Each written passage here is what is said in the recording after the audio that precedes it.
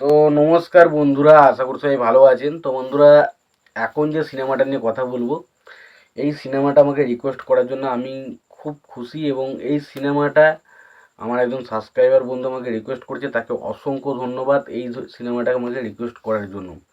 তো সিনেমাটা আমার খুব খুব পছন্দের একটা সিনেমা, এবং আমি মনে করি যারা অ্যাকচুয়ালি জিৎ ফ্যান তাদের কাছেও এটা খুবই পছন্দের সিনেমা তালিকায় থাকবে, এবং আমার জিতের সেরা 10টা সিনেমার মধ্যে এই সিনেমাটা থাকবেই। সিনেমাটার নাম হচ্ছে ওয়ান্টেড। এবং এই সিনেমাটা বলা যায় জিতের আর কি দ্বিতীয় যে পর্বটা শুরু হয়েছিল সেটা এই সিনেমা দিয়েই শুরু হয়েছিল। এবং এই সিনেমার প্রত্যেকটা বিষয় আমার দারুণ লেগেছিল, এবং জিতকে যতটা হ্যান্ডসামভাবে প্রেজেন্ট করা হয়েছিল ভাই হেভি লাগে। এবং জিৎ শ্রাবন্তীর কেমিস্ট্রি এত সুন্দরভাবে ওয়ার্ক করে নেয় সিনেমাটার মধ্যে, কী বলবো। তো আমার কাছে ওয়ান্টেড, সত্যি কথা বলতে গেলে, আমি আমি যে সিনেমাটা থেকে রিমেক সেই সিনেমাটাও দেখেছি, এবং এর আগে অনেক স্টাইলিশ অনেক হিরোকেও দেখেছি, বাট বাট জিৎ সবাইকে ছাপিয়ে গেছে বস। ওয়ান্টেড আমার কাছে সবচেয়ে বেস্ট লাগে, সবচেয়ে বেস্ট। এবং ওয়ান্টেড আমার মনে হয় যে জিতের অ্যাকশন হিরো অবতারে যে সিনেমাগুলো আমি দেখেছি তার মধ্যে আমার একটা one of the finest cinema হচ্ছে ওয়ান্টেড। তো সিনেমার গানগুলো আমার বিশাল ভালো লাগে। বিশেষ করে একটা গান আছে, আহা, বা শুরুতে একটা গান আছে, যে বধ করে রাবণ সেই তো রাম। বা একটা আগে দেখবেন যখন গিয়েছিল স্কুমিজের সিনেমাগুলো ক্যাসেটে নিয়ে তখন এই গানটা আছে, চলো খালি প্রেম প্রেম, let's is the game game, এখনো যেন ভাঙেনি ঘুম, বা কেন এত ন্যাকা ন্যাকা ন্যাকা সাজয়। প্রত্যেকটা গান ভালো, প্রচুর কমেডি রয়েছে, কমেডিটা দুরন্তভাবে ওয়ার্ক করে। এবং অ্যাকশন অ্যাকশন সিনগুলো খুব স্টাইলিশভাবে তৈরি করা ভাই। সত্যি কথা বলতে গেলে ব্যাপক লেগেছিলো সিনেমাটা ব্যাপক লেগেছিলো।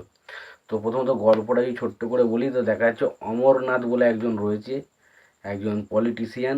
সে চাইছে যে তাকে ফলসভাবে মারা হোক, এবং তারপর সে দর্শকদের কাছ থেকে ভালোবাসা জিতে ভোট নেবে। কিন্তু সেই বিষয়টার দায়িত্ব দেওয়া হয় জিতের ক্যারেক্টারটার উপর। জিৎ সেই বিষয়ে প্রিপারেশন নিতে গেলে হঠাৎ করেই দেখা যায় যে অমরনাথ গাঙ্গুলিকে কেউ যেন হঠাৎ করে গুলি করে মেরে দিয়েছে, এবং পুরো দায়িত্বটা চলে আসে জিতের ওপর। এবং তারপর জিৎ সেখান থেকে পালিয়ে যাওয়ার চেষ্টা করে, এবং সেখানে শিবুর ক্যারেক্টার পায়। ট্রেনেতে শিবু বলে একটা ছেলের সাথে তার দেখা, এবং শিবু, জিৎ ভেবে শিবুকে তারা মেরে ফেলে, এবং জিৎ তার এসে সে তাদের বাড়িতে গেলে তা ভাবে ভাবে তাকেই তারা শিবু ভেবে তাকে ভালোবাসতে থাকে। এবং পরবর্তীতে যখন জানে যে সে শিবু নয়, তখন জিৎ কীভাবে নিজেকে নির্দোষ প্রমাণ করে সেটা নিয়ে গল্প।